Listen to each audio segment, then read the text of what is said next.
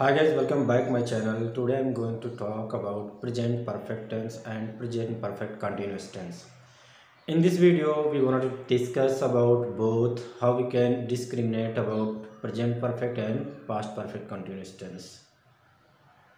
We can go for simply if we do something work and if that work happened, that means that work finished, that we can say the present perfect tense. But if we do something and we keep on doing continuously more and more time and still the work is not complete, that means this is the present perfect continuous tense. So in this video I am going to talk about has and have been. What is different between since and for. So this video is going very special for the beginners, for the your work is hasn't finished, that means the work is going on, that means present perfect continuous tense.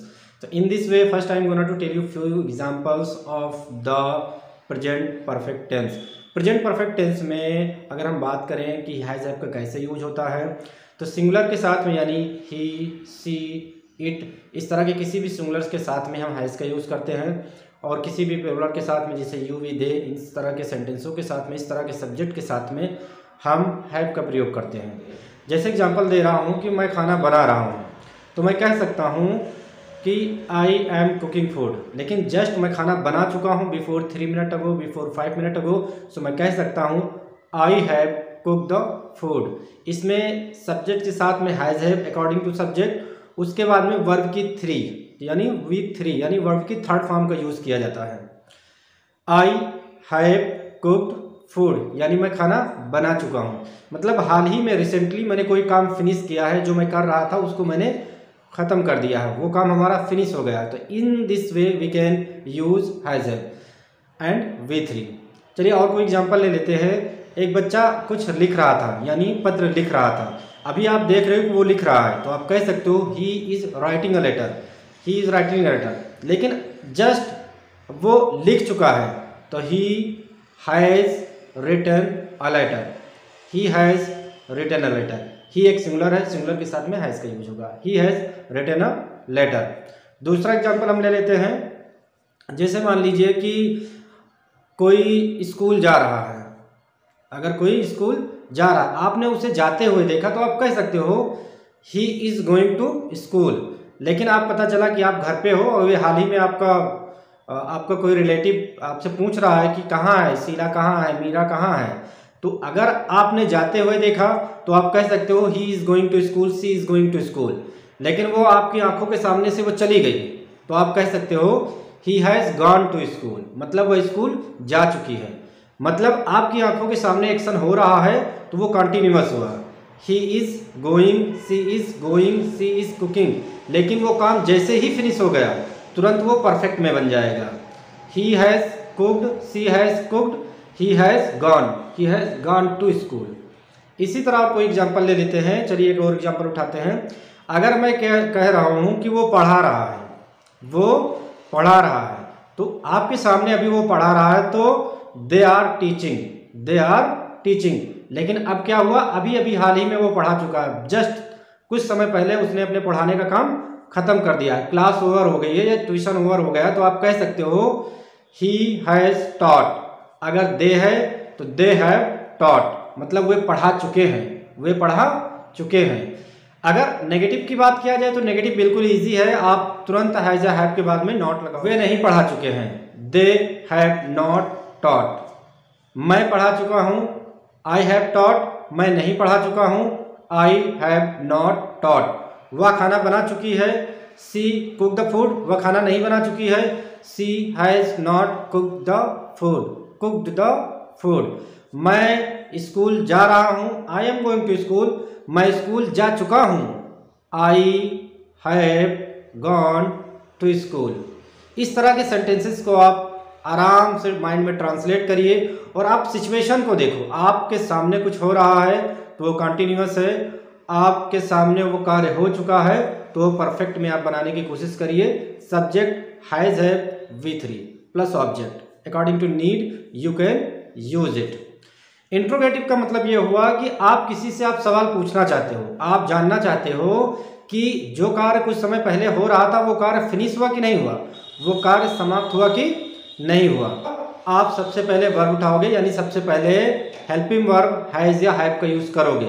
जैसे क्या तुम पढ़ चुके हो, have you studied, have you studied. क्या तुम खाना बना चुकी हो, हैव यू कुक्ड। क्या राम बाजार जा चुका है, हैज राम गॉन। क्या अजय बाजार जा चुका है, has Ajay gone to market. क्या हम पढ़ा चुके हैं, हैव वी टॉट। क्या मैं पढ़ा चुका हूँ, हैव आई टॉट। क्या मैं दवा ले चुका हूँ, have I taken medicine, have I taken medicine.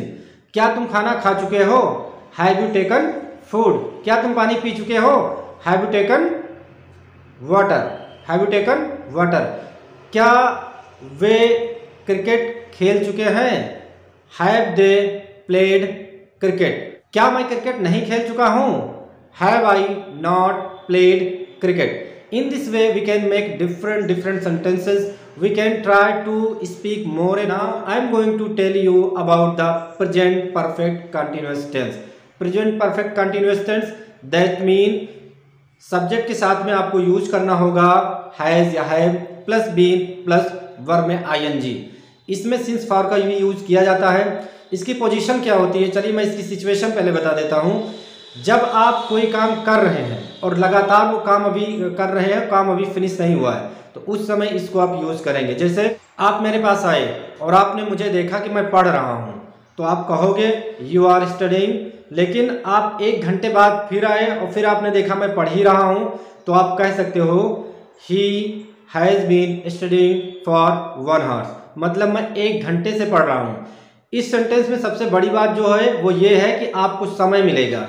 आपको कौन सा समय मिलेगा, काम की शुरुआत होने का समय मिलेगा। ये 2 तरह के समय हो सकते हैं, एक पॉइंट ऑफ टाइम, एक पीरियड ऑफ टाइम। कुछ ऐसे समय हैं जो निश्चित होते हैं, जहाँ पे आप एकदम निश्चित समय बताने वाले हो। जैसे वह सुबह से पढ़ रहा है, वह दोपहर से खेल रहा है, वह 10 बजे से जा रहा है। इस तरह के जो सेंटेंस होते हैं वो सिंस से बनाए जाते हैं। जैसे वह सुबह से क्रिकेट खेल रहा है, he has been playing since morning, क्योंकि सुबह से जो आया वो एक पॉइंट ऑफ टाइम है। अगर मैं कहूँ कि तुम 10 बजे से गाना गा रहे हो, you have been singing a song since 10 o'clock, मतलब कि आप जो गाना गाने का कार्य कर रहे हो वो बिल्कुल सुबह से है। मीन्स आप जो गाना गाने का कार्य कर रहे हो वो सुबह के 10 बजे से कर रहे हो। ये भी एक फिक्स टाइम है। तो फॉर के यूज के लिए हम पीरियड ऑफ टाइम दिखाते हैं। जैसे वह 2 दिनों से खेल रहा है, वह 2 घंटे से खेल रहा है, तो इसमें कोई सुनिश्चित टाइम नहीं है। जैसे वह 2 घंटे से खेल रहा है, he has been playing for 2 hours, मैं 2 घंटे से खाना बना रहा हूँ, I have been cooking food for 2 hours, वे 1910 से यहाँ रह रहे हैं। सो 1910 से मतलब ये हुआ कि एक क्लियर टाइम आ गया है। 1950, 1980 ये सन के मामले में क्लियर हो गया है।